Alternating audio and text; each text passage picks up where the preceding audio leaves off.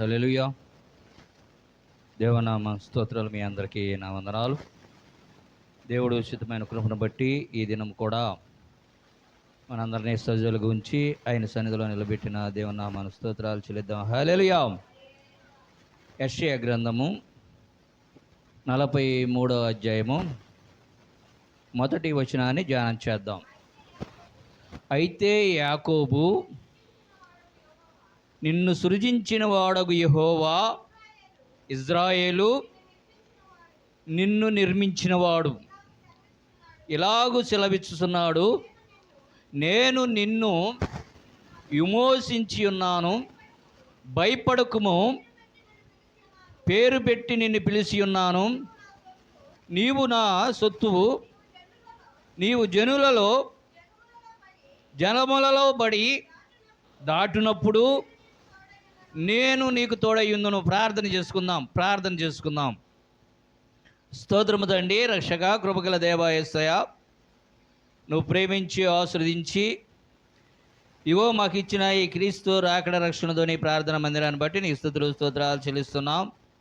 మొదటిగా పాటల ద్వారా మా స్వరాలు ముట్టి పరలోక రాగాలు దయచేసి ఉన్నావు. ఎన్నిక లేని వాడు తండ్రి నీ పక్షం నిలబడి ఉండగా, నిలబడిన ఆత్మను మరుగు చేసి నీ ఆత్మ ద్వారా మాతోనూ నాతోనూ ప్రతి ఒక్కరితో ఈ రాత్రి కాలం తండ్రి మాట్లాడమడుస్తున్నాం. ప్రతి ఒక్కరికి వినగల చెవి, గ్రహించగల హృదయాన్ని దయచేయమని, నువ్వే ఘనత, మహిమ, ప్రభావం పొందమని నజరేయుడు పవిత్రుడైన యేసయ్య పరిశుద్ధ నామంలో అడిగి వేడుకొనుచున్నాము తండ్రి, ఆమేన్. హల్లెలూయా. ఇక్కడ మళ్ళీ చదువమ్మా మాట మొదటి నుంచి.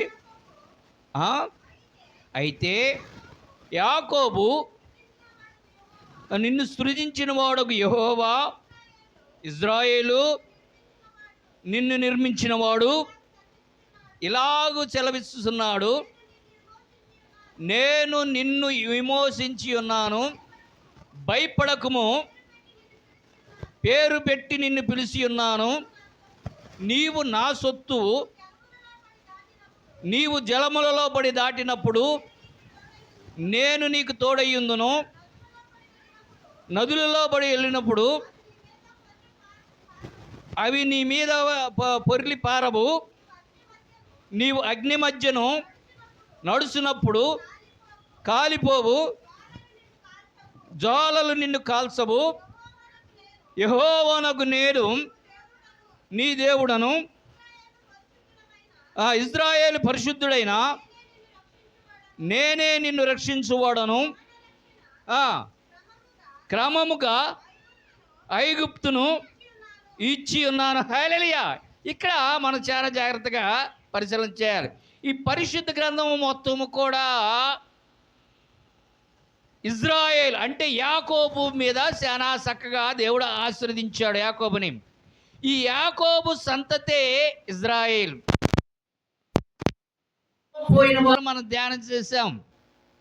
మన భారతదేశంలో కూడా మరి అదే విధముగా పోలికలని మీకు చూపించి ఉన్నా. ఎవరు అని భారతదేశంలో ఆ వ్యక్తి అని చూపించామంటే ఎవరంటమ్మా ఆయన?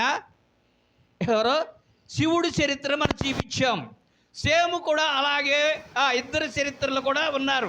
మన భారతదేశంలో ఏమో శివుడు ఆరాధించిన వ్యక్తిగా వారి జీవితాన్ని చూసాము. అలాగే మరి ఈ దీన్ని కనుక చూస్తే ఇజ్రాయేల్ గ్రంథములు కనుక చూస్తే అక్కడ యాకోబుని ఆయన బాగా ఆశీర్వదించినట్టున్నారు. అయితే ఇక్కడ మనం గమనించాల్సిన పని ఏంటంటే, ఇక్కడ మనం పోయిన వారం ధ్యానం చేసినట్లు ఆ పార్వతి పెద్ద కొడుకుకి ఏనుగు తల పెట్టారు. ఎవరు పెట్టారంటమ్మా? ఏం పెట్టారు? ఏనుగు తల పెట్టారు. అదే రాహేలు పెద్ద కొడుక్కి పెద్ద బుర్ర. ఏంటిది? ఎవరైనా ఏషావు కలలుగనే వ్యక్తి. ఏంటంట? ఏషావు కలలుగనే వ్యక్తి ఆ ఏషావు బానిసత్వంగా వెళ్ళి ఆ దేశానికి రాజయ్యాడు. హల్లెలూయా. ఏం చేశాడంట? దేశానికి, ఐగుప్తు దేశానికి రాజయ్యాడు.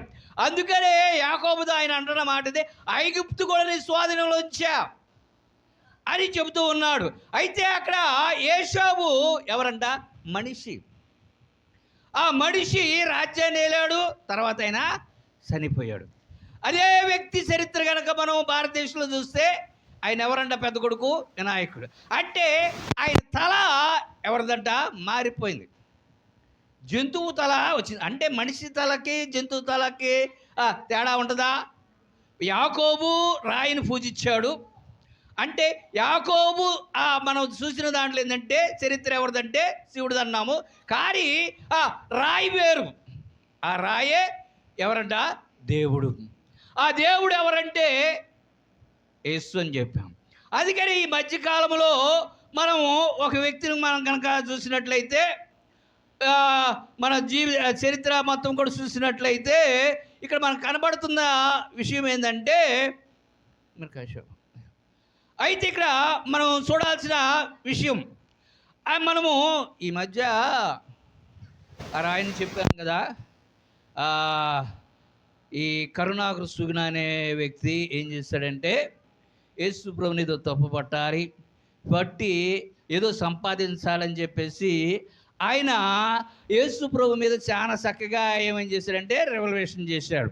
చేసిన తర్వాత ఆయన గురించి అన్నీ చెబుతూ ఉంటే కొంతమంది ఎవరో అలాగే ఆయన బాగానే సంపాదించుకున్నాడు ఈ లోకంలో. అయితే కొంతమంది ఎవరంటే ఈ సాంశవర్లు అంటాడు అలాంటి వాళ్ళంతా ఏం చేశారంటే వాళ్ళ గ్రంథంలో ఉన్న ప్రతిది కూడా తీసి ఇది ఆ రొచ్చు అనేదాన్ని ఇంత భయంకరంగా ఉంది మీది అనేది. అంటే ఇప్పుడు దీనికి కారణం ఏంటి? కారణం ఎవరు?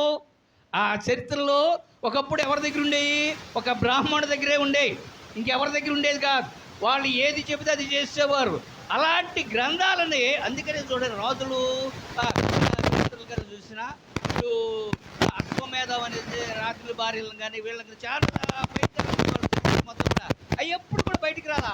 అవి బయటకు వస్తానికి కారణం ఎవరయ్యా అంటే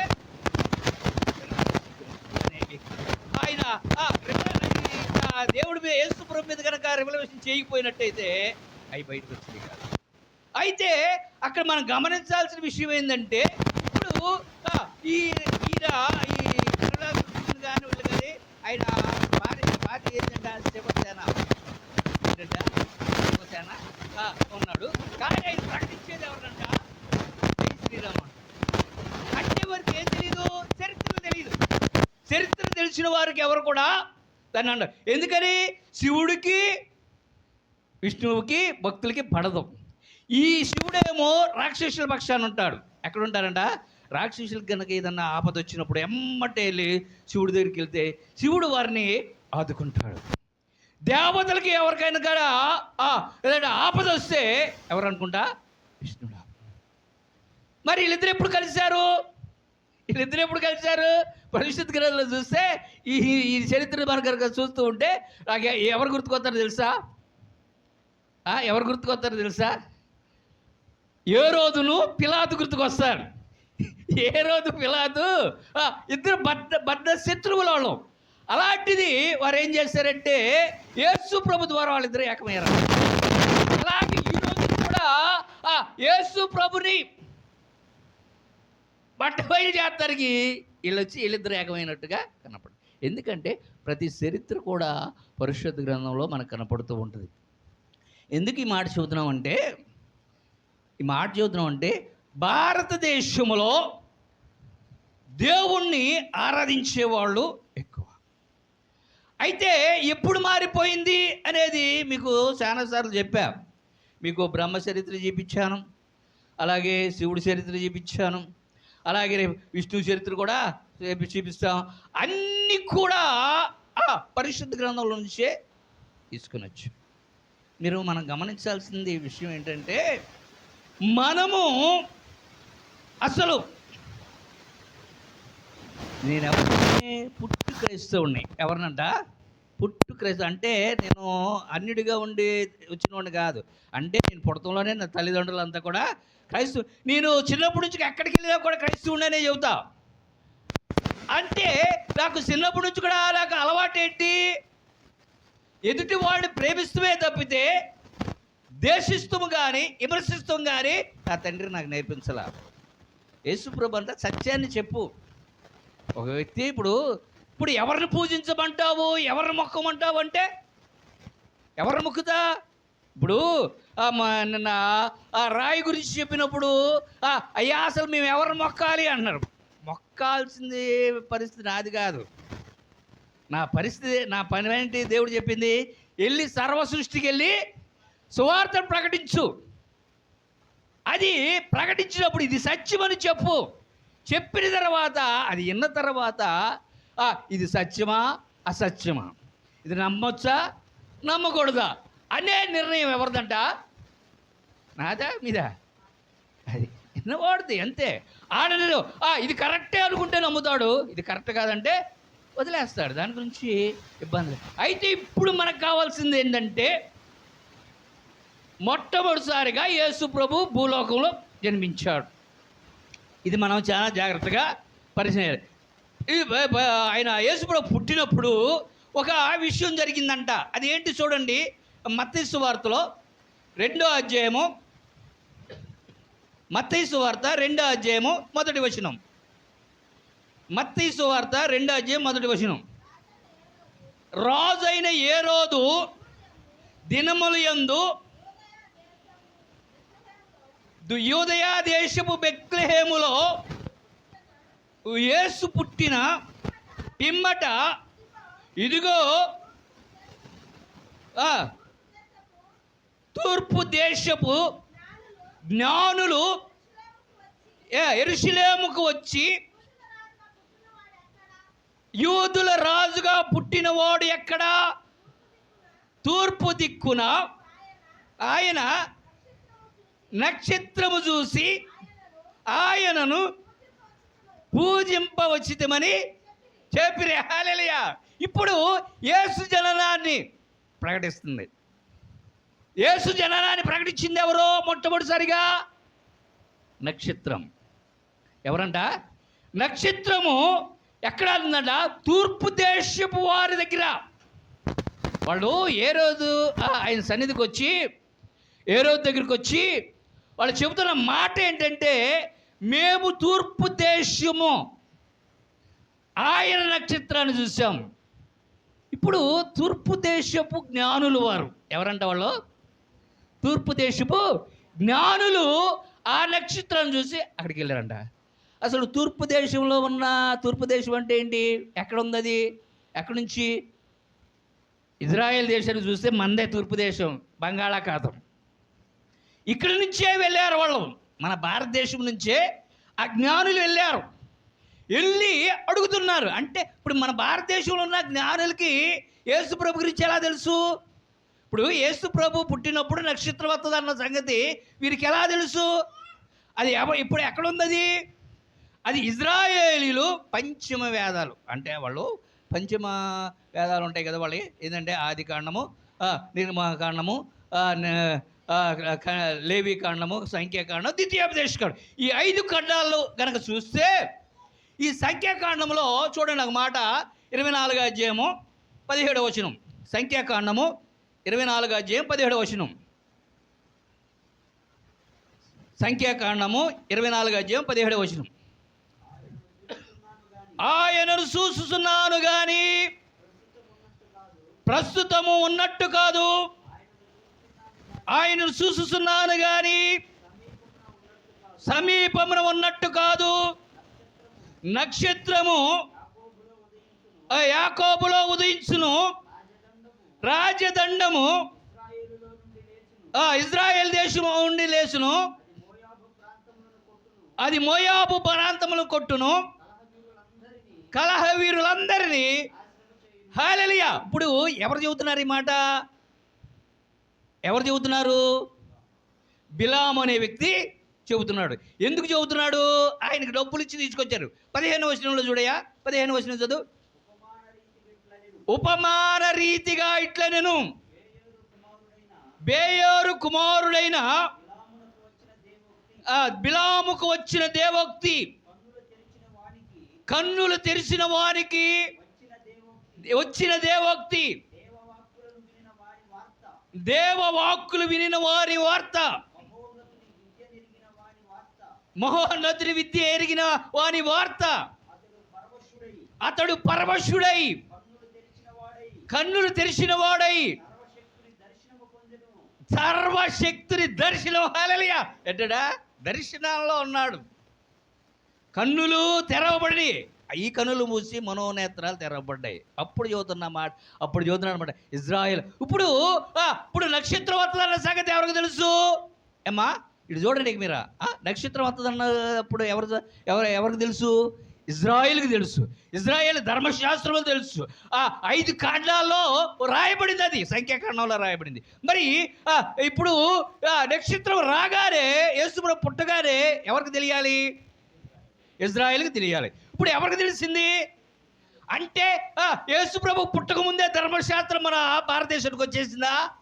మనం చాలా గమనించాలి. మనం ఏమనుకుంటున్నామంటే తోమ ద్వారా వచ్చింది, అలాగే ఏంటంటే బ్రిటిష్ వాడి ద్వారా వచ్చింది అనుకుంటున్నాం. యేసుప్రభు పుట్టక ముందే యేసుప్రభుని ప్రకటించిన నక్షత్రం, ఆ నక్షత్రాన్ని చూసి వెళ్ళారంట. హల్లెలూయా. ఇప్పుడు నేను ఒక విషయం చెబుతున్నాం. మన సీరాల పాస్టర్ అసోసియేషన్లో 2 పెద్ద దైవజనులు పిలిపించారు. ఒక ఆయనేమో మదనపల్లి రాజశేఖర్ గారిని, 2 ఆయనేమో ఇమానుయేలు జెర్మియా గారిని పిలిపించారు. పిలిపించిన నేను వెళ్ళలేదనుకోండి దానికి. ప్రెసిడెంట్గా ఉన్న ఆయన దేవసాయం, నాకు మంచి ఆత్మీయుడిగా ఉంటాడు. ఇప్పుడైనా సరే నన్ను పాస్టల్ మీటింగ్లో ఉన్నప్పుడు పిలుస్తాడు ఆయన. అలాగే మరి ఈయన కూడా పీటర్ రమేష్ గారు కూడా మనకు బాగా పరిచయమైన వారు అనమాట. వీళ్ళంతా కూడా ఎందుకంటే మన పరిసరలోకి వచ్చిన కాడి నుంచి వీళ్ళిద్దరికి కూడా బాగా పరిచయమైన వారు.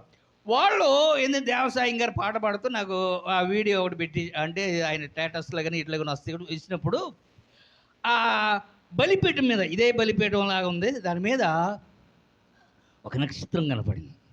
నక్షత్రాన్ని వేసినప్పుడు నేను అనుకున్నాను, ఏంటి గొప్ప గొప్ప దైవజనులు కదా వాళ్ళు ఇచ్చింది, కనీసం వాళ్ళు చూసుంటారా అని అనుకున్నప్పుడు అర్థం కాదు నాకు. ఒకళ్ళు చూసి ఉంటారు, ఎందుకంటే ప్రసంగికులు కాబట్టి ఆ ప్రసంగికులు వస్తారు, వాళ్ళ పని ఏదో చూసుకొని వెళ్ళిపోతారు కదా అనుకున్నాం. కానీ మన శనివారం రోజు ఈ యూట్యూబ్ వీడియో చూస్తుంటే జెర్మియా గారిది ఒక ప్రసంగం కనపడింది నాకు. ఆయన ఇజ్రాయేల్ దేశం వెళ్ళాడంట. ఆ ఇజ్రాయేలు దేశములో ఆ ఇజ్రాయేలు గురించి ఆయన చాలా చక్కగా చెప్పాడు. వీధుల గురించి చాలా చక్కగా చెప్పాడు. వాళ్ళు చాలా ఆత్మీయంగా అన్నారు. ఆ ఇజ్రాయేలు నక్షత్రాన్ని ఆయన ప్రసంగంలో బలిపెట్టే వెనకాల ఉంది. ఆ ఇజ్రాయేలు నక్షత్రము అంటే ఏంటి? ఇప్పుడు యేసుప్రభుని ప్రకటించింది ఇజ్రాయేల్ నక్షత్రమేనా? ఇప్పుడు యాకోబు ప్రకటించింది ఇజ్రాయేల్ నక్షత్రమేనా? మనం గమనించాలి. ఇజ్రాయేల్ నక్షత్రాన్ని యాకోబు ప్రకటించాడు. ఇప్పుడు ఇజ్రాయేల్ నక్షత్రం ఎలాంటిది? కొత్తపేటలో భాస్కర్ రావు గారు అని ఆయన రియల్ ఎస్టేట్ చేస్తాడు. మాలతనే రియల్ ఎస్టేట్ అంటే ఇల్లు కట్టేసి అమ్ముతూ ఉంటాడు. ఒకసారి ఆ ఇల్లు కొనడానికి చూస్తానికి వచ్చారు. వచ్చి ఎదురు చూస్తే యెరూషలేము అనేసి నక్షత్రం వేసి ఉంది. నక్షత్రం ఉంటే వాళ్ళు అడిగారు, ఏంటి ఇక్కడ క్రైస్తవులు ఉన్నారా అన్నాడు. వచ్చిన అడిగింది ఆవిడ, క్రైస్తవులు ఉన్నారా ఈ పేటలో అంటే, అవును ఉన్నారు, నేను కూడా క్రైస్తవునే అన్నాడు ఆయన. మరి మీరైతే ఎవరో పవన్ కళ్యాణ్ స్టార్ పెట్టుకున్నారు ఏంది అన్నాడు. పవన్ కళ్యాణ్ స్టార్ పెట్టుకున్నారు ఏంది అన్నాడు. అంటే అప్పుడు ఈయన అన్నాడు, అది పవన్ స్టార్ కాదమ్మది, ఇజ్రాయేల్ స్టార్. అది ఏది స్టార్ అంట? ఇజ్రాయేల్ స్టారు పవన్ కళ్యాణ్ పెట్టుకున్నాడు అన్నారు. హల్లెలూయా. మీకు ఎందుకు ఈ మాట చెబుతున్నానంటే, మీరు ఎప్పుడైనా సరే ఇజ్రాయేల్ చూడండి, ఆ స్టారు ఏం స్టార్? అది ఇజ్రాయేల్ స్టార్. ఎప్పుడైనా చూసారా మీరు? వాళ్ళ జెండా మీద ఉంటుంది. చూడబోదు, ఇప్పుడు చెప్తున్నానండి. 6 స్టార్. హల్లెలూయా. ఏంటంట? 6 కోణాలు ఉంటుంది. అప్పుడు స్టార్ అంటే దానికి ఉన్న కొమ్మును బట్టి స్టార్ చెబుతారు. ఇప్పుడు ఇజ్రాయేల్ స్టార్కి ఎన్ని కోణాలు ఉంటాయి? 6 ఉంటాయి. మీరు బాగా గమనించండి. ఇప్పుడు యేసు ప్రభు స్టార్కి ఎటువంటి, అదిగో ఆడంది చూడండి, లెక్క అయింది ఒకసారి 5. హల్లెలూయా. అదేంటి, ఇప్పుడు ఇజ్రాయేలు స్టారు 6 స్టార్ అయితే ఇప్పుడు 5 స్టార్ ఎందుకు వచ్చింది? మీరు జాగ్రత్తగా గమనించాలి. ఈ రోజున మనం గమనించాల్సింది ఏ స్టార్ యేసు ప్రభుని. అందుకనే చూడండి, క్రిస్మస్ పండుగలు వచ్చినప్పుడు, జనవరి పండుగలు వచ్చినప్పుడు ఏ స్టార్ పెడతారా? 6 స్టార్ పెడతారా? 5 స్టార్ పెడతారా? 5 స్టారే ఉంటుంది. ఎవరు చెప్పారు మీకు 5 స్టార్ పెట్టమని? ఇజ్రాయేలులో ఆరాధించేదేమో 6 స్టార్ అయితే, ఇప్పుడు యేసు ప్రభుని ప్రకటించిన స్టార్ ఏదంట? 5 స్టార్. అది కనుక మనం గమనించినట్లయితే ఈ స్టార్లు ఏమన్నాడు చూడండి. దానియేలు గ్రంథంలో 12వ అధ్యాయము, దానియేలు గ్రంథము 12వ అధ్యాయము 3వ వచనం. బుద్ధిమంతులైతే ఆకాశ మండలములోని జ్యోతులను పోలిన వారై ప్రకాశించెదరు, నీతి మార్గమును అనుసరించి నడుచుకొనున్నట్లు ఎవరు అనేకులను తిప్పుదురో వారు నక్షత్రము వలె నిరంతరము ప్రకాశించెదరు. హల్లెలూయా. మీకు అర్థమవుతుందా? ఈ నక్షత్రాలు ఏమని రాశాడు దానియేలు? ఈ నక్షత్రాలు అంటే ఆకాశంలో ఉండే నక్షత్రాలు కాదయ్యా, భూమి మీద ఉండే నక్షత్రాలు, అవి తిరిగే నక్షత్రాలు. ఎవరు వాళ్ళంటే మనుషులే. హల్లెలూయా. ఏదంటే జీవవాక్యాన్ని ప్రకటించే వ్యక్తులని ఏమంటారంట? స్టార్, నక్షత్రం అంటారు. అయితే ఆ ఇజ్రాయెల్ దేశంలో ఎంత ఉండదు, కానీ మన భారతదేశంలో ఈ దానియేలు పెట్టకముందే వచ్చేసింది అనుకుంటా. మన భారతదేశంలో ఇక్కడ స్టార్లు ఉంటారు తెలుసా? Megastar, super star, rebel star. ఈ స్టార్లన్నిటికంటే చాలా ప్రాముఖ్యమైనది ఇంకోటి ఉంది ఇక్కడ. ఆ స్టార్ ఎవరంటే పవన్ స్టార్.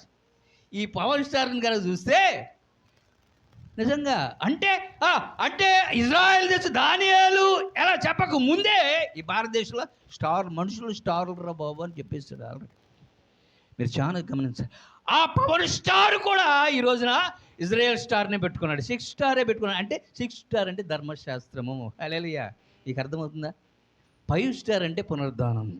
అంటే మొట్టమొదటిసారిగా యేసు ప్రభువును ప్రకటించింది ఎవరంటే భారతదేశంలో 5.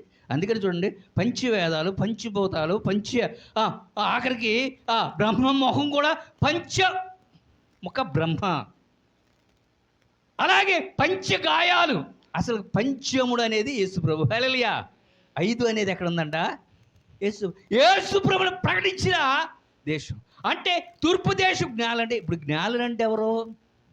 మన తూర్పు దేశంలో, భారతదేశంలో జ్ఞానులు అంటే ఎవరిని అంటారు జ్ఞానులని? దేవుణ్ణి ప్రకటించేవాళ్ళు. దేవుణ్ణి ప్రకటించేవాళ్ళు ఎవరు? బ్రాహ్మణులు. అంటే బ్రాహ్మణులు వెళ్ళారు అక్కడికి. మనం గమనించాల్సింది చాలా చక్కగా. అదే కనుక బ్రాహ్మణుడు కనుక వెళ్ళినట్లయితే ఈరోజు భారతదేశం మొత్తం కూడా యేసు ప్రభువుని ఆరాధించేసేవాళ్ళు. ఎందుకని వాళ్ళగా ప్రకటించేది. అక్కడ వెళ్ళలేదు. మరి ఎవరు వెళ్ళారు అక్కడికి? ఈ భారతదేశం నుంచి. అందుకని జ్ఞానులు సిగ్గుపరుచుటకు లోకములో ఎన్నిక లేని వారిని ఏర్పరచుకున్నాడంటే దేవుడు. హల్లెలూయా. ఇక అర్థమవుతుంది. యేసు ప్రభువుకు ముందే జీవవాక్యాన్ని ప్రకటించేవారిని స్టార్. అది ఏ స్టార్ అంటే 5 స్టార్.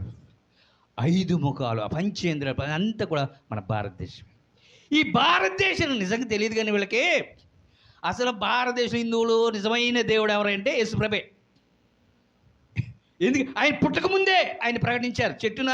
చెట్టుగా ఉన్నప్పుడు చెట్టుగా ఆరాధించారు, రాయిగా ఉన్నప్పుడు రాయిగా ఆరాధించాడు, రప్పగా ఉన్నప్పుడు అవన్నీ కూడా ఆయన ఆరాధించుకుంటూ ఇచ్చారు. కానీ ఈరోజు వచ్చేటప్పటికి ఆయన అవసరం అందు కదా. సర్వపాప పరిహారార్థం రక్తపక్షుని ఆవశ్యకం, తదరత్నం పరమాత్మ పుణ్యదాన బలియాగం అని చెప్పింది ఎవరు? వీళ్ళే భారతదేశం. ప్రజాపతే యజ్ఞం, ఆ ప్రజాపతే వస్తాడని చెప్పింది. వచ్చితే వారికి తెలియదు ఇంతవరకు. ఇప్పుడు ఇక్కడ ఎవరు? భారతదేశంలో ఏంటంటే స్త్రీని పూజిస్తున్నారు ఇప్పుడు కూడా. ఎందుకని? ఇప్పుడు అక్కడ ఇప్పుడు వినాయకుడు పెద్ద కొడుకు అని చెప్పాం, అక్కడేమో యేషోబు పెద్ద కొడుకు అని. వినాయకుడిని ఈరోజు కూడా పూజిస్తారు. ఎన్ని ఉన్నా కూడా ఆయన లేకుండా ఏది ఉండదు. ఎందుకని? ఆయన ఒక రాజు, పెద్ద కుమారుడు. ఎవరంట? కాదు, ఆయన మనిషి కాబట్టి చనిపోయారు.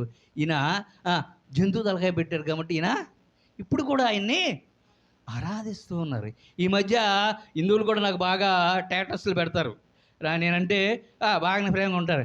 ఈ మధ్య స్టేటస్లో ఏమొస్తుంది తెలుసా? వరాహ అవతారం తెలుసుగా, పంది అవతారం. ఆ పంది ముట్టుతోనే ఎవరు మగోడా ఆడామా? లేపుకొచ్చింది విష్ణు. మగోడా ఆడామా? మగోడే. కానీ ఈ రోజున స్టేటస్లో స్త్రీని పెట్టారు, పంది రూపాన్ని వరాహ అవతారం స్త్రీని పెట్టి మంచి పట్టుబట్టలు వేసి ఆమెను ఆరాధిస్తూ చూపిస్తున్నారు. అంటే ఏంటి? చాలా జాగ్రత్తగా మనం ఆలోచించాలి. ఇప్పుడు ఏది సత్యం? మొట్టమొదటిసారిగా యేసుప్రభువును ప్రకటించిన దేశం ఇది. కానీ ఆ దేశంలో ఉన్న వారు ఆయన ఎరగలేని స్థితిలో ఉన్నారు. హల్లెలూయా. అలానే ఇజ్రాయేల్ దేశంలో కనుక మనం వెళితే ఇజ్రాయేల్ కూడా యేసుప్రభువును ప్రకటించట్లేదు. వాళ్ళు కూడా ధర్మశాస్త్రాన్ని ఇజ్రాయేల్ ఒప్పుకుంటారా? ఒప్పుకోరు. ఇప్పుడు కూడా ఒప్పుకోరు. యేసుప్రభు వస్తాడు, ఎదురు చూస్తున్నారా? ఏం చేస్తున్నాడంట? మెస్సయ్య వస్తాడు. అయితే ఫిలిప్పు ఏమంటున్నాడంటే, ఫిలిప్పు రాసిన పత్రికలో 2వ అధ్యాయం 14వ వచనం చూడు. ఫిలిప్పు పత్రిక 2వ అధ్యాయం 14వ వచనం. ఫిలిప్పీలకు రాసిన పత్రిక 2వ అధ్యాయం 14వ వచనం. మీరు ఎక్కడంట? మూర్ఖమైన వక్రజనము మధ్య నిరపరాధులను, నిష్కలంకులను, అనిందులనైన దేవుని కుమారులగునట్లు సనుగులను, సంశయములను మాని సమస్త కార్యములు చేయుడి. అట్టి జనమ మధ్యను ఏంటిదంటమ్మా? జీవవాక్యమును చేత పట్టుకొని లోకమందు జ్యోతులు వలె. హల్లెలూయా. ఎవరంట? జ్యోతులు. ఎవరో ఈ సత్యాన్ని చాలా జాగ్రత్తగా ప్రకటించాలి. అందుకనే ఇప్పుడు ఏం చేస్తున్నారు వీళ్ళు? మనం బాగా తెలుసుకోవాల్సిన విషయం ఏంటంటే, యేసు ప్రభువును ప్రకటించిన, అందుకని ఒరిజినల్గా ఉన్నవారు ఉన్నప్పుడు ఈ దేవుణ్ణే ప్రకటించేవాడు. ఎప్పుడైతే వీళ్ళ చేతికి వెళ్ళిపోయిందో వాళ్ళు ఏం చేశారంట? తండ్రి బదులు తల్లిని తీసుకొచ్చారు. అందుకని ఈ చరిత్ర కూడా మనకి పరిశుద్ధ గ్రంథంలో కనపడుద్ది.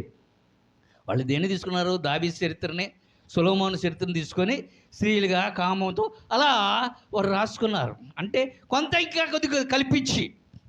కాబట్టి సత్యాన్ని మనకు తెలుసుకుంటమే మన పని ఏంటంటదా. అందుకనే ఒక మాట చూసినట్టు చూడండి, యోహాను సువార్తలో 4వ అధ్యాయం 20వ వచనంలో.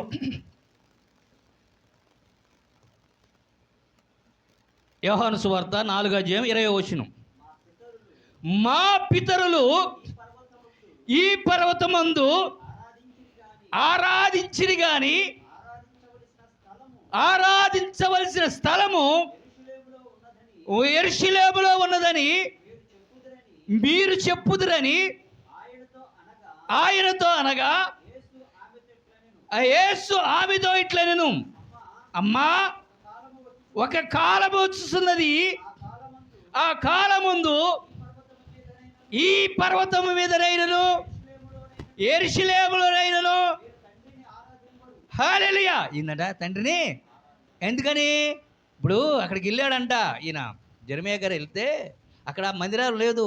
ఆల్రెడీ ఆ రోజు చెప్పాడు కదా, ఏడుపులు గోడ ఏడుతుమే చెప్పాడు. సమరయిస్తూ చెప్పాడు, ఆరాధించే సమయం లేదే మీకు అక్కడ. యెరూషలేములో మందిరం ఉండదు, పడేసేస్తారు. ఓన్లీ ఇప్పుడు ఏడుపులు గోడ. ఆ గోడ అవతలేమో ముస్లింలు ఏడుతారు, ఈ గోడ అవతలేమో ఇజ్రాయేల్.